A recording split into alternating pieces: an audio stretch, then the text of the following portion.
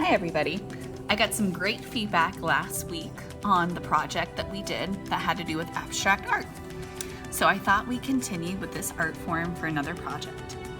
This is an optional project for kids in kindergarten through 5th grade, or any older siblings or adults who would like to join them. So first, we're going to start out by making some lines. These lines can be curvy and almost scribbly. I would just make sure that you don't make any parts too close together. Maybe do some big, kind of scribbly, curvy pieces, because later we're going to add smaller details inside them. I'm going to start with a marker. You can start with a marker or a crayon or colored pencil, whatever you have available. A lot of times I always start with a pencil first. That way, if I mess up, I can erase it, and I can always go over it with marker. So like I said, I don't want to get it too close together. What I mean is doing a bunch of pieces like this because they're too hard to fill in later. I'm just going to do some big scribbles, and they can even go off the paper. Now, once I have those large scribbles, I can actually go in and fill in each space using the shape or the contour of the line around it. So for example, this piece right here, it's kind of a round piece. So I'm going to leave a little space and make the same shape, just going a little smaller each time. Now I'm going to color with crayon, so I know that I can't get too small with my pieces, or that would be really difficult. If you're using a pen or a fine tip marker like a Sharpie or color pencils, it may be easier. It doesn't have to be perfect, just kind of go through and make smaller versions of each shape. Now I'm going to keep doing this until eventually when all my shapes are filled. You may think that some are too small to fill in, and that's okay, just a few. I probably wouldn't go any smaller than that because that would be really hard for me to eventually start coloring with crayons. Make sure you go all the way around, filling the space. And in the end, it's almost going to give the illusion of like a maze, if you've ever completed a maze before. It's a type of puzzle where you have to find the ending. And normally there's only one way out. So I'm basically going to keep going until all of my spaces are filled. Now, right now, I'm using the element of art line, and I'm filling in each of these spaces using line. But once I'm filling in each space, it actually creates a shape. Now, if you remember in 2nd grade, if you were some of my older students, we learned about different types of shapes. So if you're in kindergarten and 1st grade, you might not have heard these words yet. But there are 3 basic shape groups. They are geometric, and those are math-like shapes, like triangle, circle, square.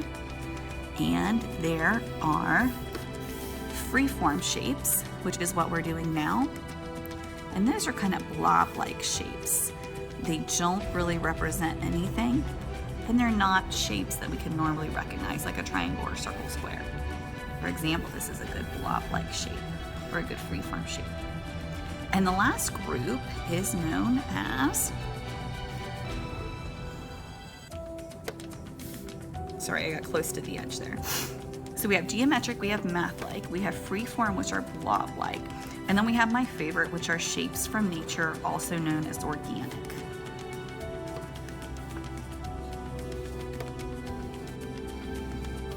Those would be anything that was once living, like trees or plants or animals or people. So for these shapes, you can actually make the lines run off the paper if you would like to, make it look a little more interesting. We want to use our space wisely, okay? And we want it to be balanced. See how this side doesn't have any lines?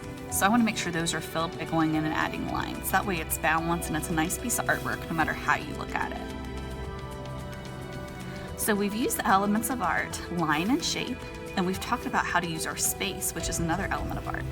So now we're going to add in my favorite element of art, which is color, okay? The colors you choose are up to you. You could do many different types of colors. You could do a pattern. I'm choosing to use different shades of blue and different shades of orange. When you look at the color wheel, blue and orange are opposite of one another. They're directly across from one another on the color wheel. Other colors that are across from each other are red and green and purple and yellow. There are many other examples. Red and green is probably the most common because we think of Christmas colors. Christmas and complementary both have the same beginning sound, so that's how I remember the meaning of the word. So I'm going to use the orange and the blue because complementary colors normally make each other stand out. So I'm going to take my time coloring. I'm going to use good craftsmanship, which means going back and forth in the same direction.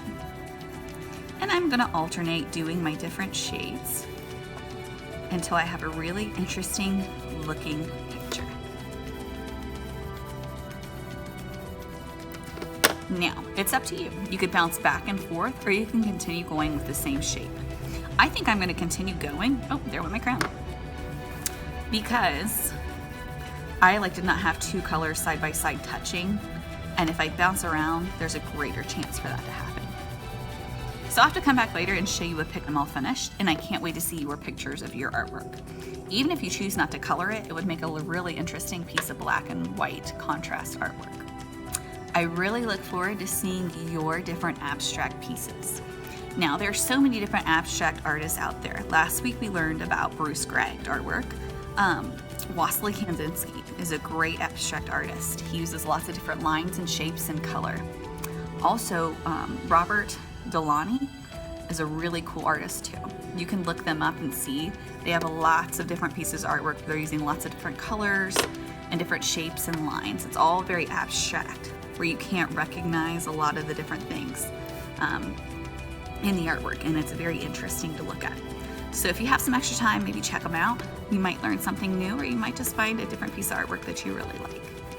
I hope that you guys are enjoying your couple days off, but also working really hard on all that required stuff for the other classes, and maybe getting to have a little fun in art too. I can't wait to see you guys soon. Take care, make art.